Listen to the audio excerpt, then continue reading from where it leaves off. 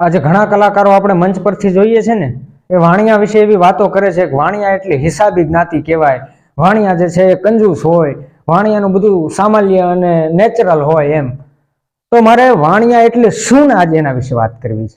જો ભૂખ્યાને ભોજન કરવાની વાત હોય, કરાવવાની વાત હોય, જો આતિથ્ય સત્કાર કરવાની વાત હોય, તો પોતાના એકના એક દીકરા ચેલૈયાને બિલખાના પાદરમાં ચંગાવતી ખાંડીને ખવડાવી દે ને, એ વાણિયાની તાકાત છે.